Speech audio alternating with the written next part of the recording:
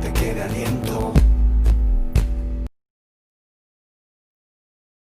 Y bienvenidos de nuevo a este primer congreso de personas con cáncer y familiares. Espero que la mañana haya sido provechosa y hayáis aprendido muchísimo y sobre todo hemos tejido también esas redes entre todos los pacientes de cáncer donde yo también me encuentro. Yo he tomado buena nota de todo y además me llevo muchos deberes para hacer a casa.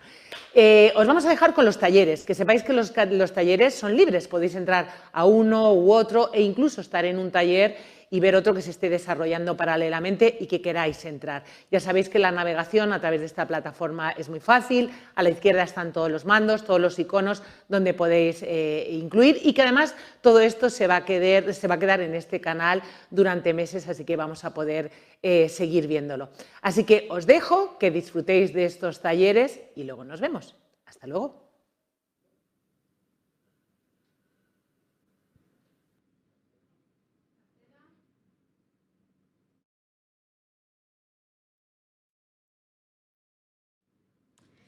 Muy buenas tardes a todos y bienvenidos al taller de Nutrición, Gastronomía y Cáncer. Muchísimas gracias, Mabel, por la presentación.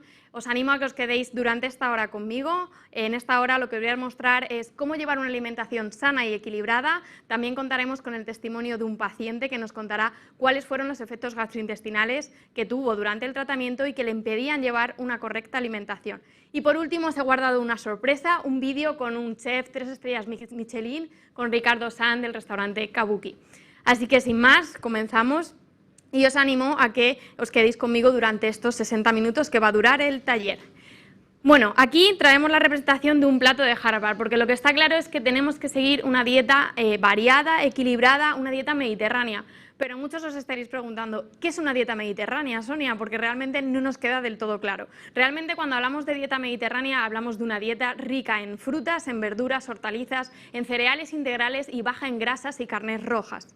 Entonces, lo que vamos a hacer es, a través de este plato, que es un plato que creó el Departamento de Agricultura de Estados Unidos y luego versionó la Universidad de Harvard, vamos a ver qué es lo que tiene que aparecer en nuestras comidas principales, en desayuno, comida y cena, y deteniéndonos muy bien en cada uno de estos grupos de alimentos para ver cuáles son los más beneficiosos para nuestra salud en cualquier fase de la enfermedad y del tratamiento.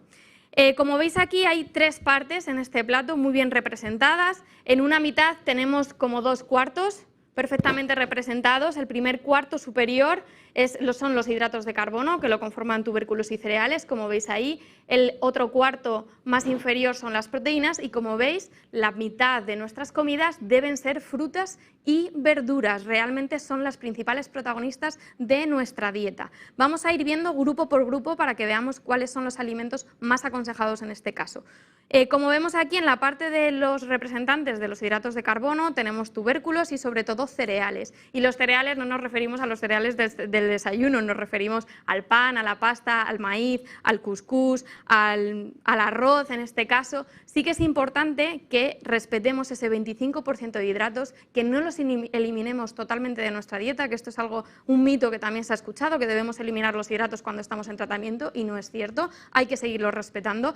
Y sí que hay una consideración bastante importante y como veis aquí la mayoría de nuestros cereales son en versión integral, así que os animo a que hagáis este pequeño cambio que sí que se va a notar muchísimo y va a repercutir muchísimo también en vuestra salud. Si vamos a la parte de las proteínas es un grupo muchísimo más complejo, como vemos lo conforman pescados, carnes, huevos, lácteos y legumbres. Vamos grupo por grupo disgregando qué consideraciones debemos de tener en cuenta. En cuanto a los pescados, Sonia, ¿pescados azules, pescados blancos? Me soléis preguntar. Pues sí es cierto que deberemos tener un mayor consumo de pescados azules, ya que son más ricos en omega 3 que los pescados blancos. Pero esto no tiene que suponer en ningún caso ningún agobio. Si no nos gustan los pescados azules o debido a los tratamientos tenemos sabor metálico y no soportamos el sabor de los pescados azules, que es algo bastante frecuente, podemos optar perfectamente por pescados blancos. También tienen omega 3, lo que pasa que tienen en menor proporción que los pescados azules. Si hablamos de las carnes, aquí tenemos representado mediante el pollo, que es una carne blanca. Sí es verdad que deberemos aumentar el consumo de carnes blancas frente a carnes rojas. Es cierto que en carnes blancas tenemos sobre todo como representación el pollo, el pavo y el conejo, que son las principales carnes blancas y que menos grasa tienen, pero no por el hecho de ser carnes blancas debemos de obviar el contenido graso. Entonces os animo a que antes de cocinar eliminéis toda la grasa visible que podáis encontrar en este tipo de carnes. En cuanto a las carnes rojas, hay que limitar su consumo. No hablamos de eliminarlo, sino de simplemente limitarlo a 2 raciones diarias, a 2 raciones semanales de 250 gramos cada una. Es decir, hablaríamos de 500 gramos como muchísimo a la semana. Cuando elijamos una carne roja, una ternera de buena calidad, y si elegimos el cerdo, que sean partes del cerdo con menor contenido graso, como la cinta de lomo fresca y el solomillo. Si seguimos avanzando aquí en esta zona de las proteínas, vemos también representado como una principal fuente de proteína los huevos. No hay evidencia para decir que no se pueden consumir un huevo al día, no hay ningún problema, y la evidencia científica lo que nos dice es que no hay un aumento del riesgo cardiovascular si consumimos un huevo diario. Más así si queremos consumir sus claras, que son muy bajas en grasas y súper ricas en aporte proteico. También vemos aquí los lácteos, tenemos la leche, el yogur natural y nos faltaría el queso fresco. Estos son los 3 lácteos de elección, que son los que menos contenido en grasas tienen y que nos aporta un aporte de calcio y proteína suficiente durante el día. Podemos consumir unas 3 raciones diarias, sería lo recomendable. Como veis, aquí no hay cabida a los quesos curados, a las mantequillas, etcétera. Es cierto que los quesos curados son muchísimo más grasos que el queso fresco, aunque tiene un alto índice en calcio y proteínas. Por lo tanto, no es un lácteo de consumo diario como el yogur, la leche y el queso fresco, pero sí que lo podemos consumir pues un día en semana o de forma muy ocasional. Las mantequillas mejor evitarlas a un consumo muy puntual.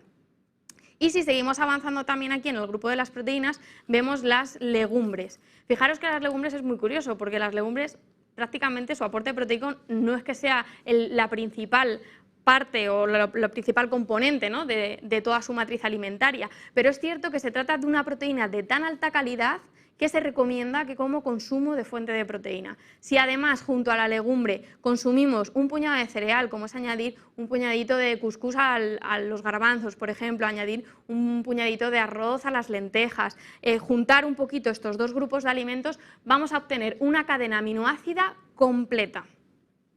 Y sin más, seguimos avanzando en esta mitad que está perfectamente representada y que representa el 50% tanto en desayunos como comidas como cenas. Y son las frutas y verduras. Y os estaréis preguntando, Sonia, ¿qué frutas, qué verduras? Sobre todo yo, que soy paciente oncológico, ¿cuáles son las que son más recomendables? No hay frutas o verduras y hortalizas que se recomienden por encima de otras. Aquí siempre digo que no por el hecho de consumir todos los días un aguacate o un tomate estamos haciendo bien, sino que lo que tenemos que hacer es variar, como tenemos aquí, que tenemos toda la mesa y todos los alrededores llenos de muchísimos tipos de frutas y verduras, porque cuanto más variado sea, mejor. El hecho de consumir solo un único alimento lo que nos está haciendo es que desplacemos el consumo y el aporte nutricional que nos aportan otros tipos de frutas y verduras. Por lo tanto, cuanto más variedad, muchísimo mejor. Si estamos en el desayuno, es cierto que esta parte irá más representada por frutas. Si estamos en comida o en la cena, irá más representado por verduras.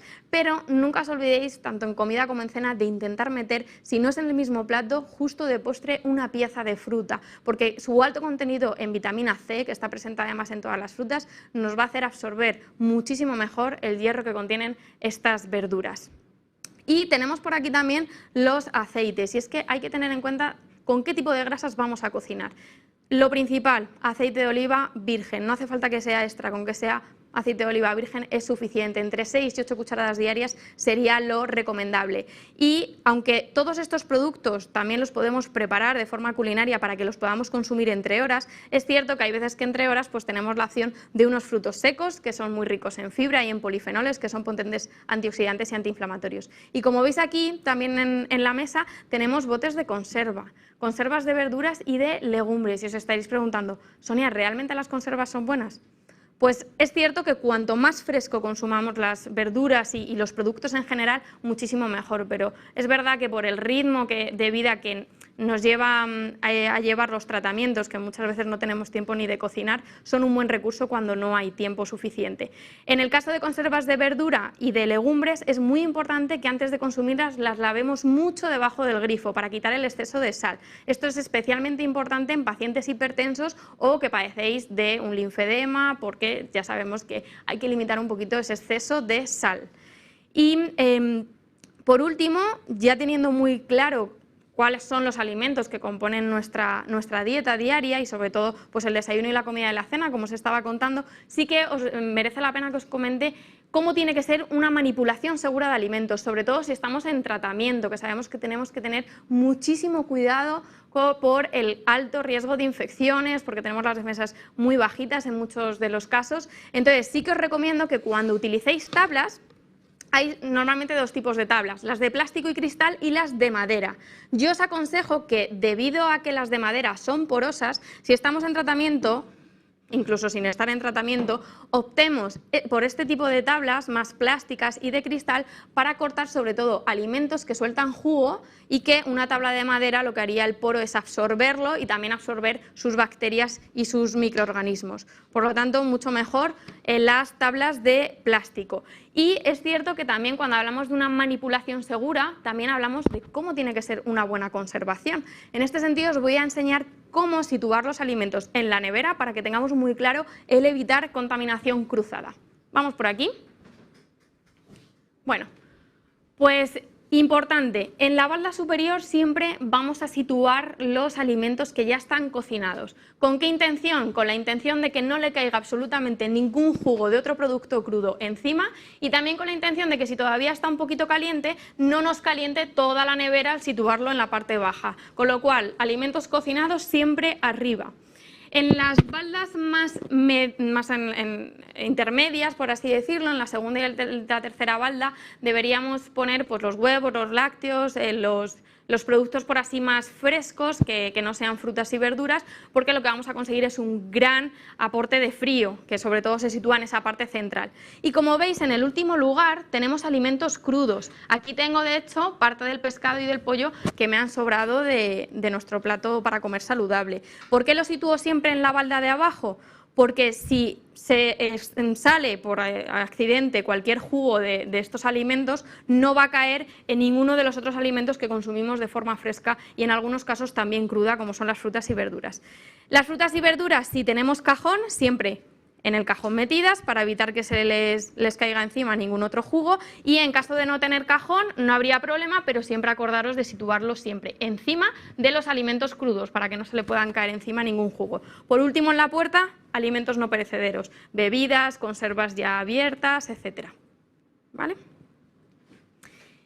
Y bueno, es cierto que muchos, sobre todo personas que estéis en pleno tratamiento, os estaréis preguntando: vale, Sonia, tengo muy claro cómo tiene que ser mi dieta saludable, pero es cierto que hay ocasiones en que los tratamientos no nos permiten llevar a cabo una dieta sana y equilibrada por la gran cantidad de efectos adversos que nos producen estos tratamientos. En este sentido, os vamos a dar unas pequeñas pautas y recomendaciones para cada uno de estos síntomas. Para ello tenemos la colaboración de Adrián, que ha sido paciente de cáncer y ya ha terminado sus tratamientos. Pasa conmigo, Adrián. Me pongo la mascarilla. ¿Cómo estás? Un placer tenerte por aquí, muchísimas gracias. Cuéntanos, Adrián, ¿cuáles fueron esos síntomas gastrointestinales que durante la quimio peor llevaste y que te costaban o te impedía llevar una alimentación sana y equilibrada como vemos hoy? Bueno, yo hay veces que llegaba muy cansado y entonces tenía falta de apetito, no tenía mucha hambre, también tenía náuseas, a veces vómitos durante el tratamiento, entonces tampoco tenía muchas ganas de comer, la verdad. Me apetecían como zumos, cosas así, yogures, pero hay algunos zumos que me daban una sensación de metal en la boca, como el de piña, por ejemplo, o algún tipo de carne roja o cosas así.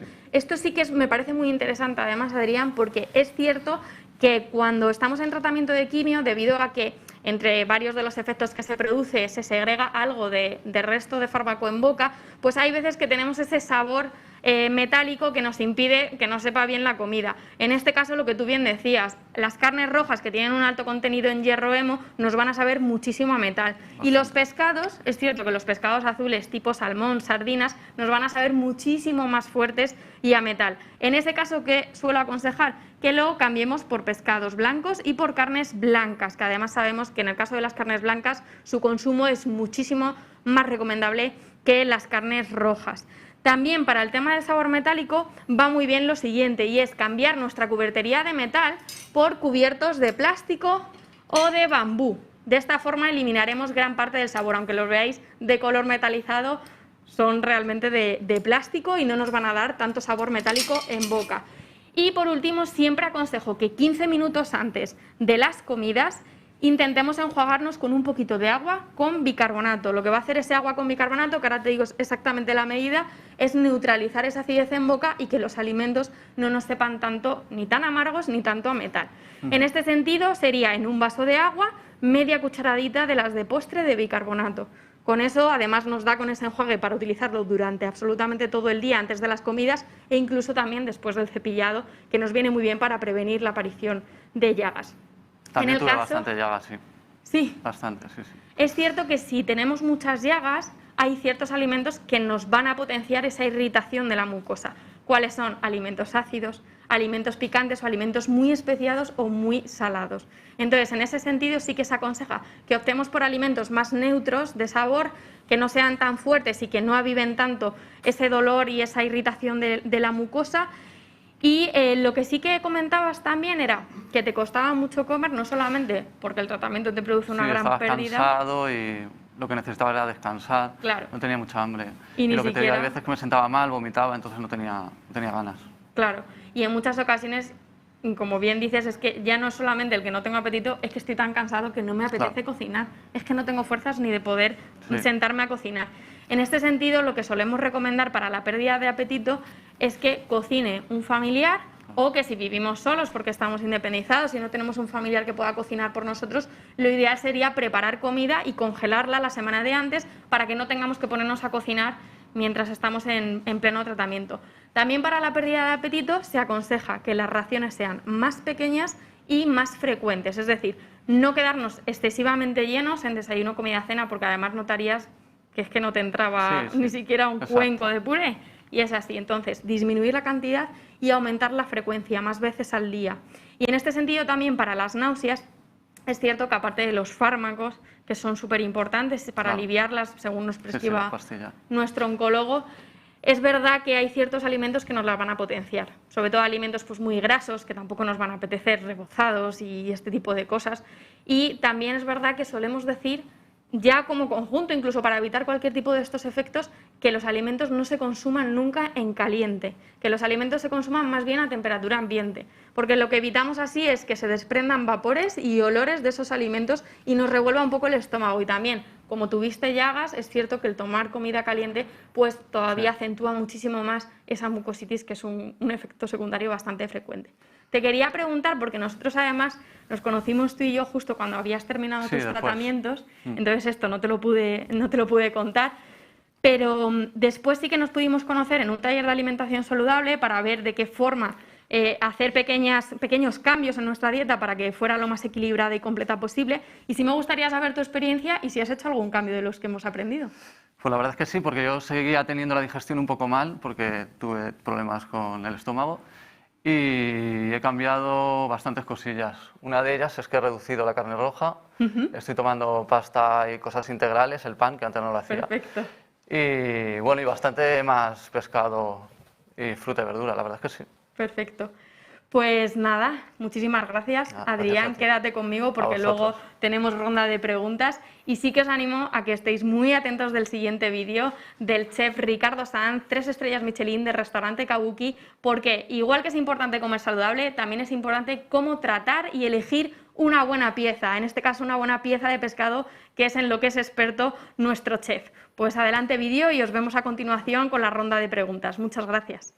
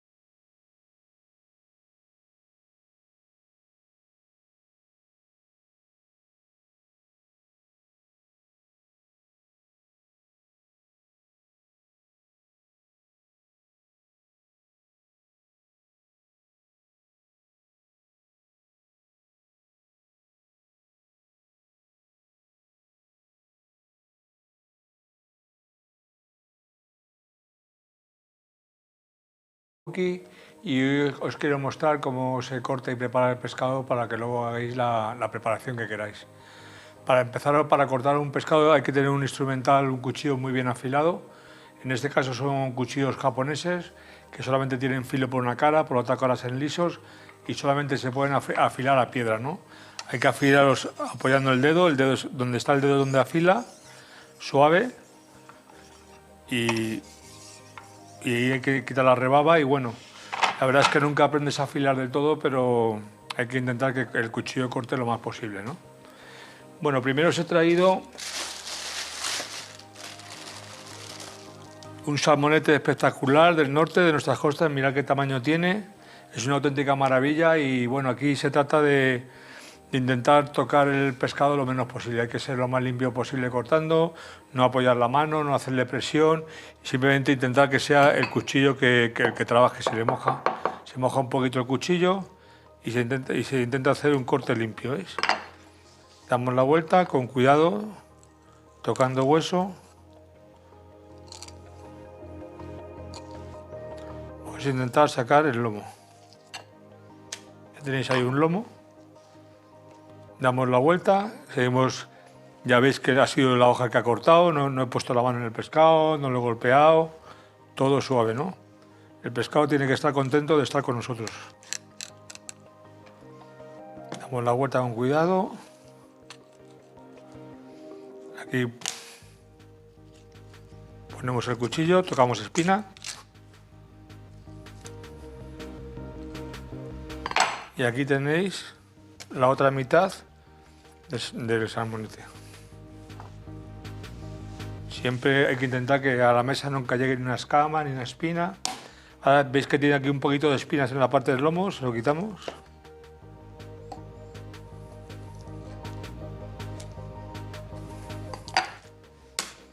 Aquí también, y ya solamente del salmonete, que es un pescado que tiene fama de tener tanta espina, solamente nos queda la espina en medio, ¿no? Entonces se la quitamos así.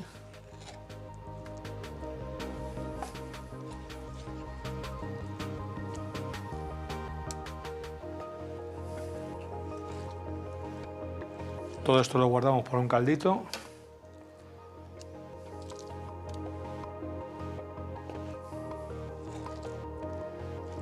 Siempre es la hoja la que trabaja, nunca hacemos fuerza.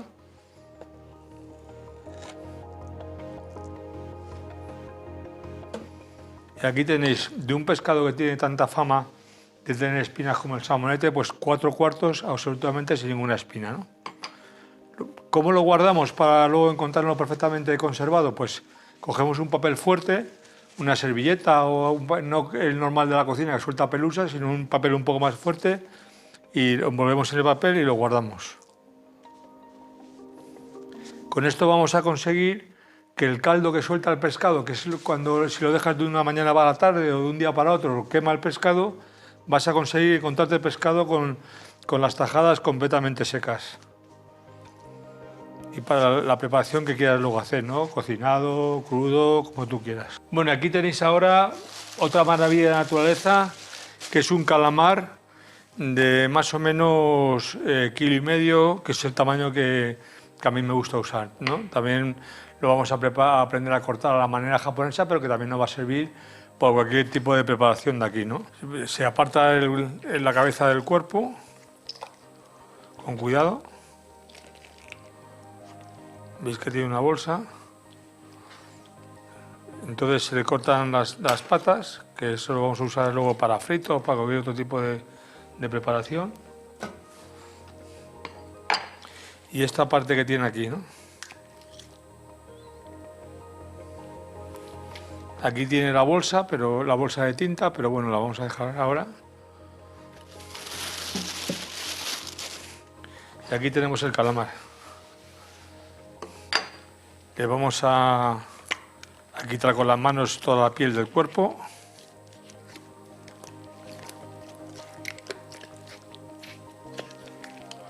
Con cuidado, le vamos quitando la telilla.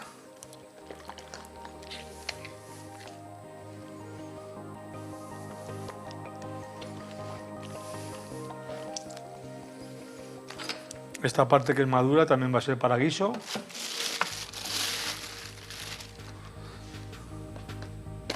Y ves que tiene aquí, donde tiene una telilla, que tiene aquí como una especie de telilla de casi plástico, por aquí abrimos el calamar.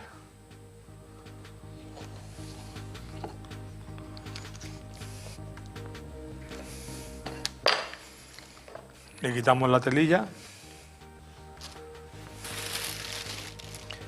Ahora, por donde hemos abierto, el calamar tiene dos partes duras. Los dos bordes estos son duros. Los quitamos también para guiso.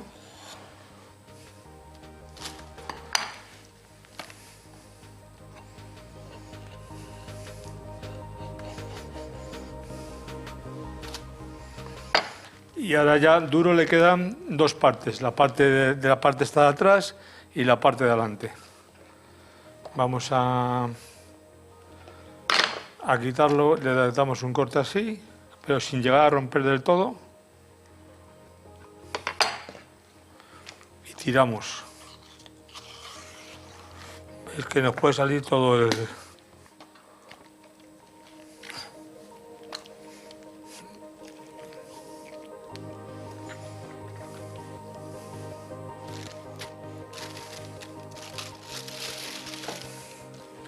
Y al contrario igual. Cortamos aquí, pero sin llegar a cortar del todo, para ver si nos sale ya toda la telilla. Ya que sale la telilla.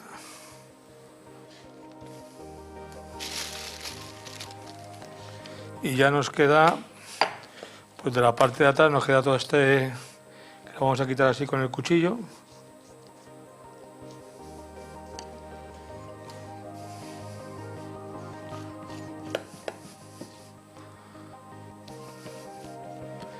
Para dejar el calamar completamente limpio.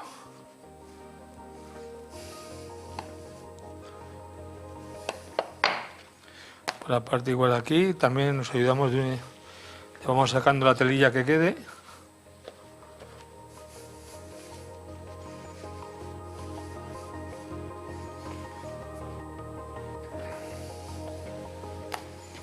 Limpiamos bien nuestra tabla.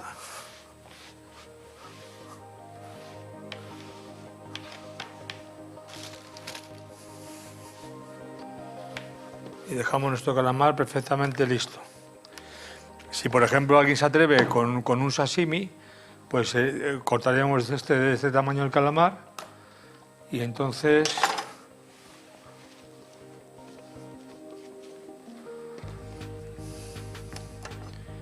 cortaríamos así y haríamos unos cortes en la parte de la piel, que es la parte que queda todavía un poquito dura, que es la parte de fuera.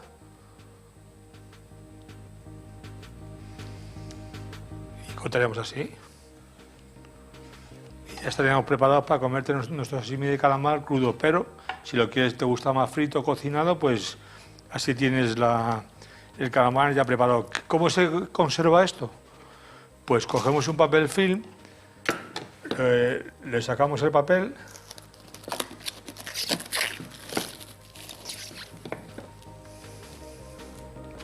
cogemos nuestro calamar,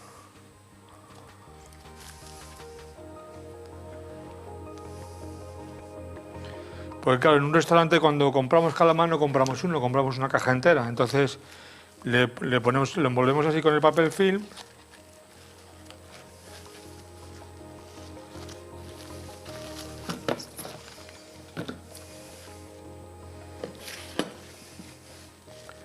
Viene envuelto en papel film y al congelador. Bueno, ahora vamos a preparar un pescado que se usa mucho en casa, el salmón. A la forma japonesa de prepararlo. Veis que un salmón solemos usar de un tamaño de unos 6 kilos, está bien. Y bueno, pues es un pescado que se usa mucho, tiene muy buen precio y tiene mucho omega 3 y la verdad es que es muy interesante, ¿no? Vamos a cortarle la cabeza.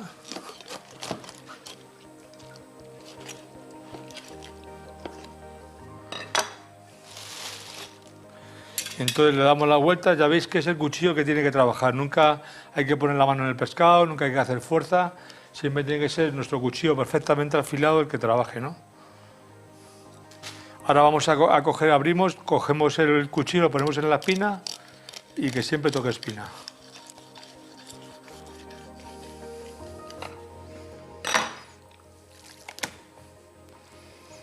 Esto también vale para marinar, para lo que quieras, ¿sabes? Igual.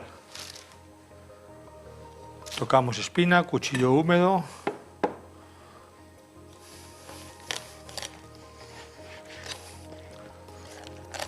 ¿Veis? Este sonido que hace el cuchillo sobre la espina es lo que llaman el ronqueo. Famoso cuando se corta un atún, ¿no? Igual. Sacamos el lomo.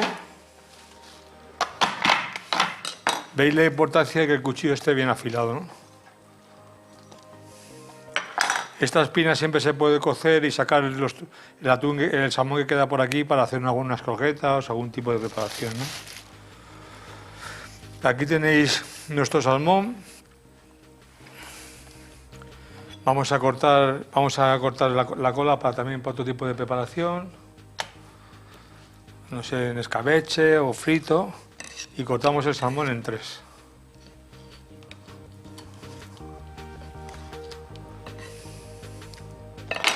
El salmón tiene aquí en el centro tiene unas espinas que yo en mi caso pues con unas pinzas intenté una vez con las de las cejas, pero no se puede, no tiene fuerza. Vamos sacando las espinas para luego no encontrarnos ni una.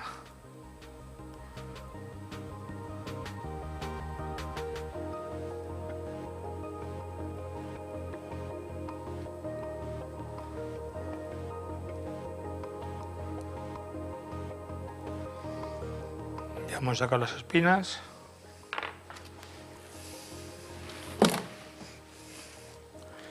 Y aquí también. Nuevamente hacia la parte de la cola ya no tienen solamente hasta el medio.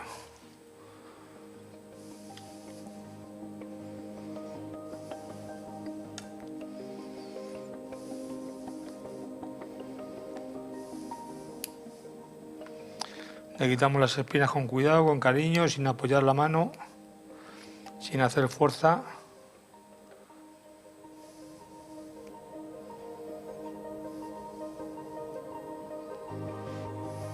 Que no quede ni una.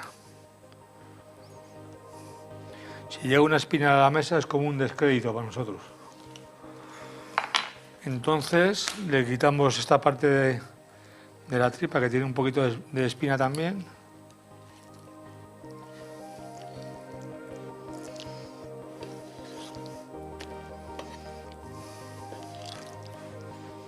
Esta parte de las ventrejas también pues para un escabeche, para más otro tipo de preparaciones.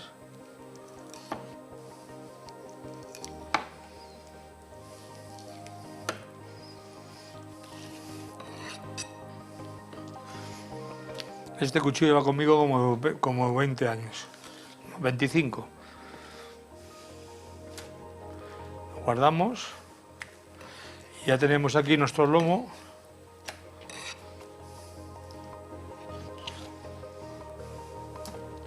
Perfectamente preparado. Nuestra tabla limpia, muy importante.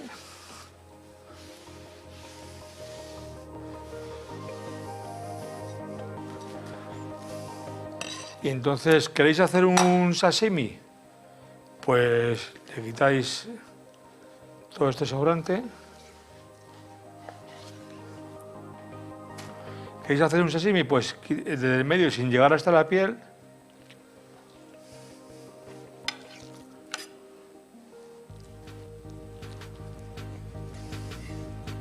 Tenemos aquí nuestro salmón para luego preparar un sashimi.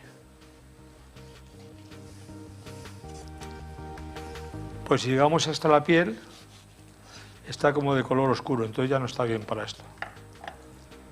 ¿Que queréis hacer una rodaja sin ningún tipo de espina? Pues cortáis aquí, no cortáis la piel y la siguiente ya cortáis la piel. Y entonces ya tenéis una rodaja perfecta sin ningún tipo de espina.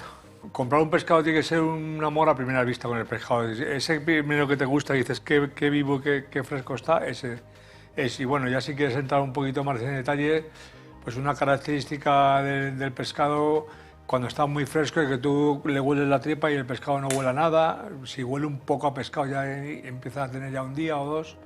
Entonces es mejor que el pescado no huela a nada y el ojo brillante, la galla muy roja. Bueno, yo creo que todos llevamos muchos años yendo al mercado y siguiendo 3 o 4 líneas, yo creo que podemos conseguir llevarnos a casa un pescado muy fresco. Bueno, dar muchas gracias a la Asociación Española contra el Cáncer de haberme permitido compartir este rato con vosotros y bueno, nos vemos pronto.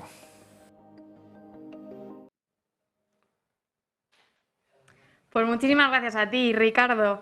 Sí que quería hacer una especial mención al salmón, porque además justo ha sido la última pieza que ha enseñado Ricardo y se lo merece por su alto composición nutricional.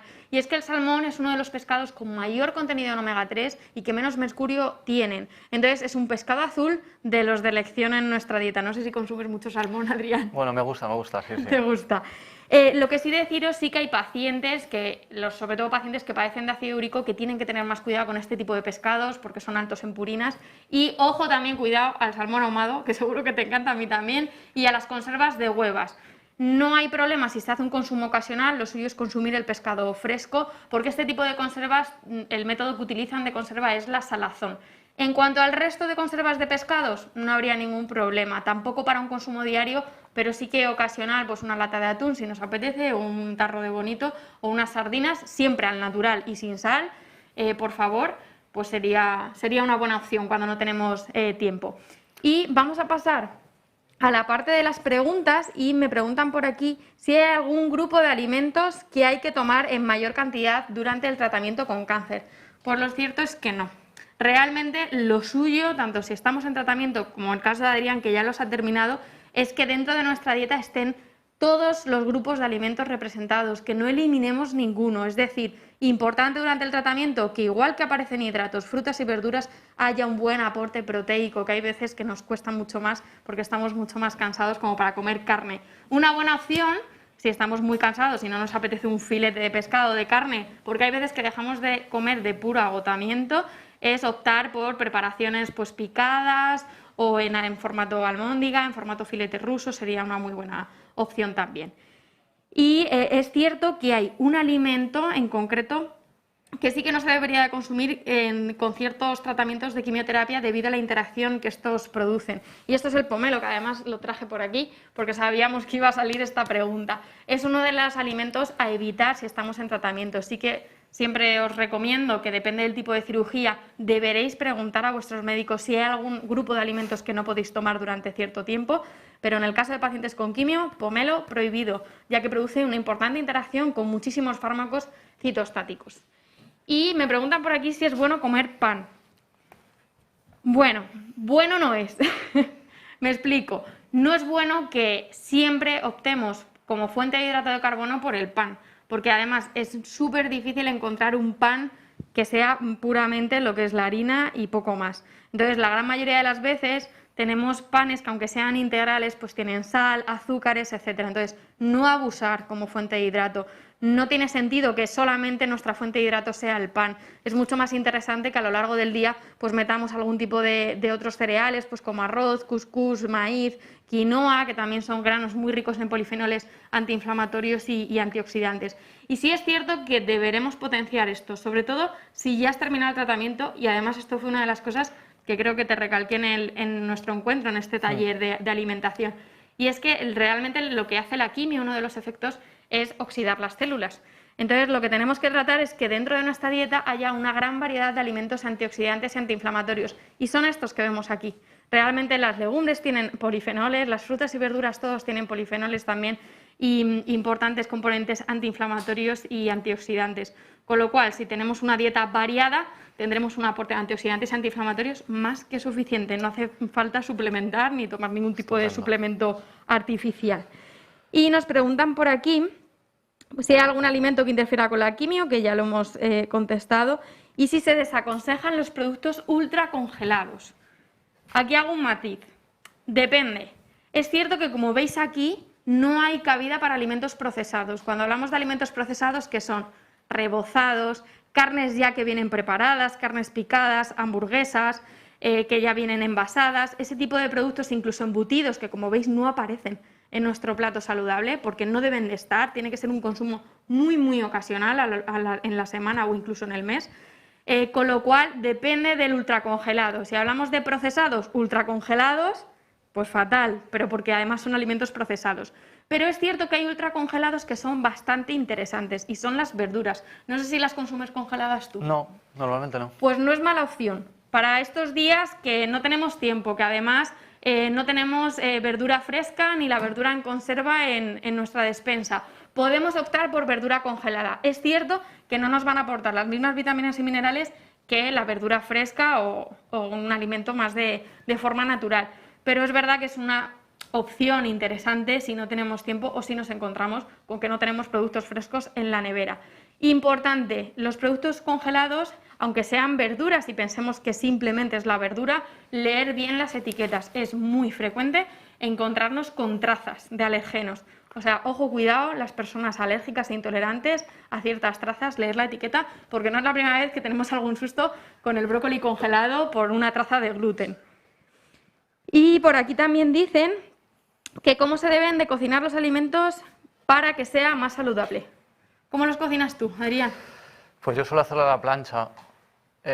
Últimamente, como más pescado, estoy haciéndolo al horno. Muy bien, muy buenas técnicas. Realmente las técnicas menos saludables que deberíamos evitar son los fritos, los rebozados, por supuesto, y fuera de ahí poco más, porque realmente si nosotros hacemos un cocinado de alimentos a la plancha, al wok, con microondas o incluso al horno, estaremos realmente utilizando una técnica culinaria bastante interesante. En este sentido, sí que os quería comentar, porque igual que no aparecen carnes procesadas ni embutidos, que deberemos reducir su consumo al máximo, incluso del jamón cocido, porque pensamos que el jamón cocido no hay ningún problema y realmente no es para comerlo todos los días. El jamón cocido, el problema que tenemos es que es muy rico en azúcares también y en grasas. Con lo cual, si consumimos este tipo de fiambres o de productos procesados todos los días, tener en cuenta que hay un 70-75% de azúcares y de sales que consumimos en el día que están ahí presentes y que nosotros no somos capaces de ver. En este sentido, una mención especial a los azúcares. ¿Consumes azúcar, Adrián? Pues tampoco estoy consumiendo mucho azúcar. Chocolate de vez en cuando. ¿De cuál porcentaje? A ver si aprendiste bien. Lo aprendí bien, pero creo que lo hago mal. Más o menos. No, es que me gusta con leche, entonces. Vale, pero muy ocasional. Sí, claro. Una sí, onza sí. muy de vez en cuando. Sí es cierto que en cuanto al chocolate, que esto además es una de las dudas que siempre salen en el taller de alimentación que nosotros impartimos aquí en la asociación. Y es que realmente el chocolate habría que consumirlo completamente puro, es decir, sin leche y sin azúcares, sin ningún otros productos, para realmente obtener pues, su máximo beneficio, ya que son ricos también, es un producto muy rico en antioxidantes y antiinflamatorios. El problema es que el chocolate puro es imposible, es incomestible en muchos casos, sí que lo podemos utilizar como para endulzar repostería, pero es cierto que es un sabor muy amargo y no todo el mundo le gusta. Entonces, si consumimos chocolate, que sea poca cantidad, una onza, de forma muy ocasional y intentemos que sea superior siempre al 70% de cacao. Lo más cercano a lo más puro de cacao, al 100% puro, pues será totalmente un acierto. Y en cuanto a la bollería, me alegro de que hayas reducido el consumo de azúcares y sobre todo de productos procesados, porque me consta, porque ahí tenemos una gran cantidad de azúcares y también de sales. Entonces, en este sentido, ¿comes bollería, Adrián? De vez en cuando, no mucha, pero bueno, algún Vale. caprichito así a la semana sí que lo tomo, sí. ¿Cuando la consumes es casera? No. Vale, ahí tenemos un error y creo que es el momento, ya que has metido tantos cambios en la dieta, de dar un pasito más. Poco a poco. Y es que realmente la bollería industrial, el problema que tenemos es que tiene un alto contenido de azúcares, pero también de grasas. Y son grasas trans, que son grasas mucho más perjudiciales que las grasas malas, como el tocino y este tipo de cosas que estamos más acostumbrados a oír. En este sentido, es mejor que la bollería sea casera, pero no por el hecho de ser casera puedo estar comiendo todos los días bollería, porque la hago en mi casa, porque tú también le estás añadiendo azúcar y también le estás añadiendo grasas, porque además la gran mayoría de las recetas se hacen con mantequilla, que tiene un gran contenido en grasas saturadas, y también con múltiples aceites vegetales, etc. Entonces, en este sentido, sí que os recomendamos que el consumo de bollería sea muy ocasional y que cuando se consuma sea una bollería completamente casera. Sí que ahora, bueno, yo sé que tú estás ahora investigando un poquito en ese mundo más fitness y saludable. Hay muchísimas recetas en internet de bollería que no utiliza azúcar. Pero además azúcar de ningún tipo, sino que endulzan la bollería a través de la fruta. Y esto es un elemento muy interesante porque a través de la fructosa, que es ese azúcar saludable que contienen las frutas, podemos endulzar muchísimo la bollería sin necesidad de utilizar productos como el azúcar refinado. Y vamos a ver qué más preguntas había por aquí. Vale, si tengo dificultades para comer por los tratamientos, ¿qué alimentos deben primar en mi alimentación? Realmente, cuando estamos en tratamiento, y esto es algo que también nos solemos decir, también hay que permitirse. ¿Y qué es esto? Es saber que si lo único que vas a comer en el día no es precisamente un plato lo más completo posible, si va a ser lo único que vas a comer y lo que te apetece, permítete. No hace falta cumplir estas medidas a rajatabla. Esto es la perfección absoluta. Con pequeños cambios sí que podemos contribuir a una mejora de nuestra salud, como está haciendo Adrián, que ya empieza a hacer algunos cambios en su dieta. Pero no podemos pretender, si estamos malitos, si estamos en pleno tratamiento, que sabemos los síntomas que estos muchas veces nos producen, el intentar cumplir a rajatabla este plato para comer saludable. Entonces, en ese sentido también es importante permitirse. ¿Tú te permitías, Adrián? Sí, sí, sí, me da algún capricho. ¿Qué tipo Alguna de vez caprichos? comida rápida, alguna noche que me apetecía, sushi, por ejemplo. Bueno, pues, ¿Te permitías? sí, sí, sí, por supuesto. Eso está también bien. Sí que es importante. Y ha dicho Adrián algo que para mí es fundamental. Es cierto que cuando me preguntabais antes, ¿hay algunos alimentos que debemos de comer por encima de otros? No. ¿Alimentos a evitar?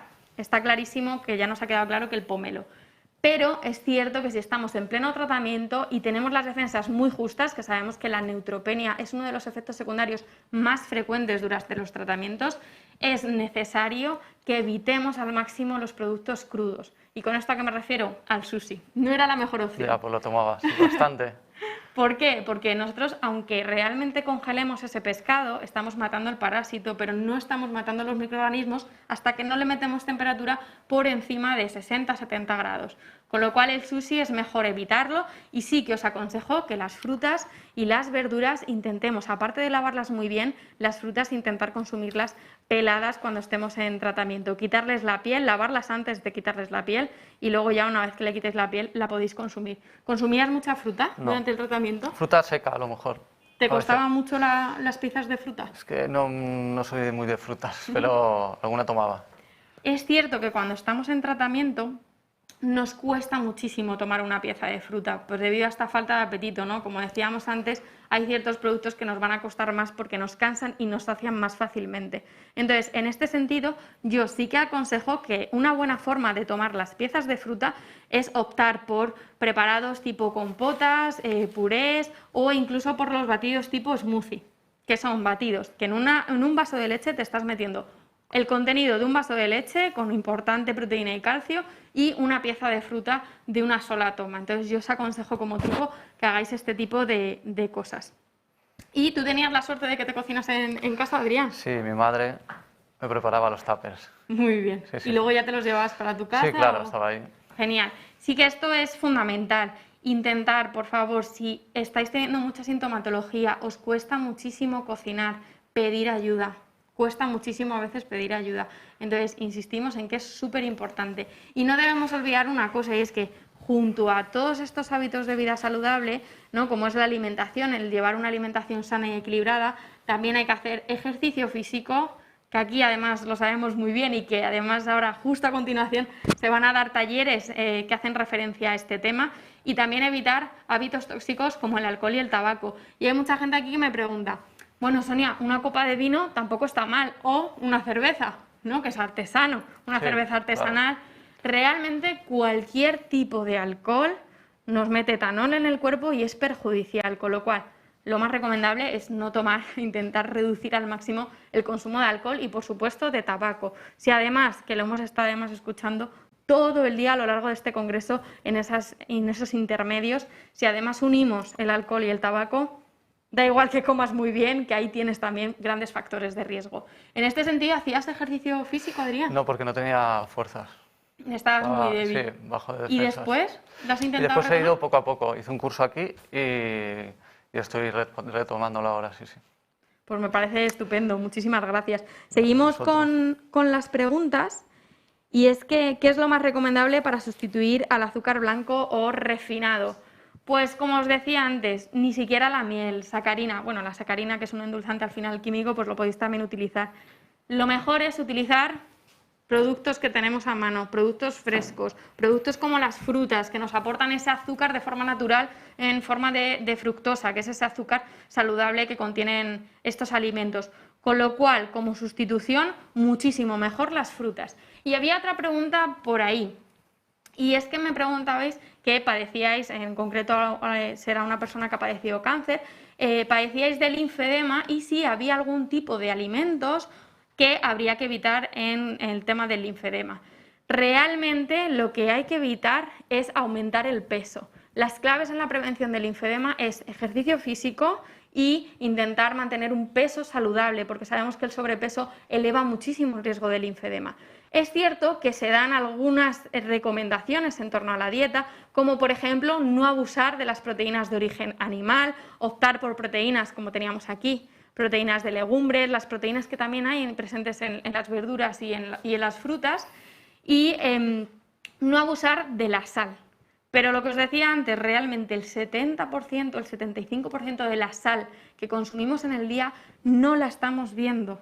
Es sal que está presente en productos procesados, en alimentos preparados y que realmente esa es la sal más perjudicial porque no las estamos controlando. Entonces, en este sentido, ojo, pacientes con linfedema con el exceso de sal. Y luego es cierto que, aunque como ya os digo, no hay que abusar de las proteínas de origen animal, en cuanto al consumo de frutas y verduras tiene que ser muy variado, porque cuanto más variedad, mayor es nuestra matriz alimentaria, luego fantástico, pero es verdad que si no consumimos frutas con un alto poder diurético, es interesante también introducirlas en nuestra dieta diaria. Entonces, algunas de ellas pues, son también las alcachofas, los espárragos, que teníamos ahí un bote de conservas. Y luego, en cuanto a las frutas, sí que las frutas con mayor contenido en agua son las que tienen mayor aporte o mayor capacidad diurética para evitar esa retención de líquidos que a veces se produce con este tipo de problemáticas. Y me preguntan por aquí, y es algo que además tú también consumías mucho durante la quimio, ¿qué cantidad de frutos secos puedo tomar entre horas? ¿Consumes frutos secos todos los días, Adrián? Todos los días no. Pero casi, casi. Sí. Vale. Mira, aquí tenemos además unas nueces. Los frutos secos es un producto muy interesante porque es muy rico en esos elementos y esas grasas que son antioxidantes y antiinflamatorios. En este sentido, sí que debemos optar, como tenemos aquí, por alimentos, por frutos secos crudos, sin tostar y sin sal. O sea, lo más natural posible. Y aproximadamente, pues, cerca de 25 gramos de consumo diario sería lo recomendable. Más de ahí, pues habría que tener un poquito más de cuidado. Para que me entendáis, 25 gramos, aunque tenéis muchísimas tablas de equivalencias en internet, pues hablamos que son pues como unas 8 nueces, 10 almendras, 12 pistachos, depende del tamaño también del fruto en este sentido. Pero los frutos secos, la verdad que es súper, súper interesante y es una buena opción para comer entre horas. Buena opción para comer entre horas también los lácteos, algunos cereales, no sé qué más cosas comes entre horas. Adrián, ¿comes frutas? Fruta, pero fruta es que me gusta seca, no sé si es mucha la diferencia. Depende, porque el problema de las frutas secas es que hay veces que dentro de la preparación del producto y del procesado utilizan azúcares. Pero sí es verdad que si son frutas secas que no tienen azúcares añadidos, también las podríamos consumir. Lo mejor, frescas. Sí, también siempre. yogures, suelo tomar. Eso es. Lo mejor también entre horas son combinar lácteos, piezas de fruta. Podemos también pues, optar por hortalizas cortadas en daditos. Por ejemplo, la legumbre entre horas ahora está muy de moda en formato hummus. Por ejemplo, untado pues, en una rebanada de pan integral. El guacamole, ¿no? Elaborado con aguacate fresco y con otro tipo de frutas y verduras, pues también es una opción muy interesante entre horas. Y hago una especial mención en los lácteos. Sí es verdad que igual que aconsejamos de postre que se consuman frutas porque tienen vitamina C y nos van a permitir absorber todo ese hierro no hemo, que es así como se llama, que es un hierro que es mucho más difícil de absorber, nos van a potenciar esa absorción del resto de alimentos. En el caso de los lácteos es justo al contrario. Si nosotros tomamos un lácteo de postre, no es la mejor opción. Mejor una pieza de fruta y el lácteo entre horas. Porque sí es cierto que el calcio nos puede disminuir un poco esa absorción de hierro no hemo en el intestino. Esto no sé si lo hacías. No. Pues ya sabes, otra cosa más que cambiar. Me preguntaban por aquí si es recomendable utilizar paños de cocina mientras estamos en tratamiento de quimioterapia.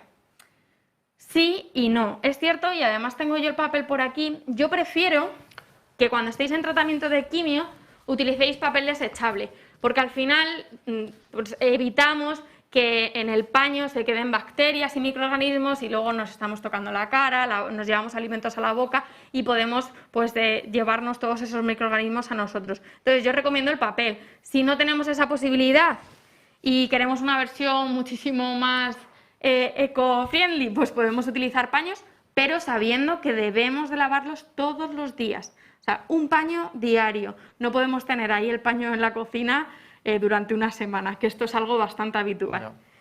Y comentaban también por aquí, que no les habían quedado claro un poco la organización de la parte de la nevera. Y es que, si nos ponemos por aquí... Vale. Realmente en la nevera la importancia de la colocación es evitar la contaminación de productos que ya están cocinados o que vamos a consumir en crudo con productos que suelten algún tipo de jugo y dentro de esos jugos nos suelten algún microorganismo, bacteria y virus, que además durante el tratamiento de quimio sería bastante riesgo. Entonces, en ese sentido, la colocación en nevera, repetimos, es en la parte superior siempre alimentos cocinados, ¿vale? También para evitar que se nos caliente el resto de los alimentos, porque muchas veces los guardamos sin que se hayan enfriado de forma completa. Entonces, siempre en la zona superior. En la parte intermedia podemos poner todo tipo de alimentos, desde huevos, lácteos, embutidos, y cuando hablo de embutidos, ese jamón de York que consumimos de forma ocasional, también lo podríamos poner aquí. Los quesos, esos quesos curados, quesos frescos, cualquier tipo de producto que necesite bastante frío, lo podemos poner en la parte inicial, que es la zona que más temperatura nos va a aguantar. Y luego en las baldas inferiores, recordar siempre poner los alimentos crudos, para que si sueltan algún tipo de jugo no le caigan a ningún tipo de alimento cocinado o que vayamos a consumir de forma cruda, como son las frutas y verduras. Y en este caso, como veis ahí, lo tenemos puestas las frutas y verduras en un cajón. Si no tuviéramos cajón, irían justo encima. En estas dos baldas irían ese tipo de vegetales para evitar esa contaminación con los jugos que sueltan, pues eso, pues el pollo, el pescado que tenemos por ahí en formato crudo y que nos lo pueden contaminar. Y en la parte de la puerta, como veis aquí, pues tenemos todas las conservas que ya hemos abierto, alimentos no perecederos, bebidas, etcétera. Sí que es importante que los huevos intentemos no tenerlos en la puerta. Hay mucha gente que me pregunta, ¿tú los huevos los metes en la nevera, Adrián? Sí, en la puerta, justo. Y hay gente que me pregunta, Sonia, pero si realmente nosotros cuando lo cogemos del supermercado no están en nevera. Y esto es por una sencilla razón. En nuestra casa y más en nuestra cocina, que hay muchísimos vapores y cambios de temperatura, es muy difícil mantener una temperatura estable todo el tiempo. Entonces corremos el riesgo de que los huevos haya algún problema y no se puedan consumir de forma tan fresca, incluso que la salmonela pues pueda proliferar de unos huevos a otros. Por eso es por lo que en casa hay que meterlos, intentar conservarlos siempre en la nevera. Los huevos, importante, si los hemos lavado, pues para retirar algún resto que todavía queda de suciedad y demás, tenemos que utilizarlo. Una vez que el huevo se ha lavado y se ha mojado, el huevo se vuelve totalmente poroso y eso lo hace que sea más vulnerable a que le entre salmonelosis o cualquier otro tipo de microorganismos. Pues ya sin más me despido, espero que os haya gustado. Muchísimas gracias, Adrián, por estar aquí. Y os dejamos con la siguiente ronda de talleres. De todas formas, nos podréis ver también en streaming después de este directo y animaros a que contactéis con la asociación, a que si queréis ampliar esta información realmente optéis por nuestros servicios, que estamos aquí para ayudaros y ha sido un placer enorme. Un abrazo para todos y todas.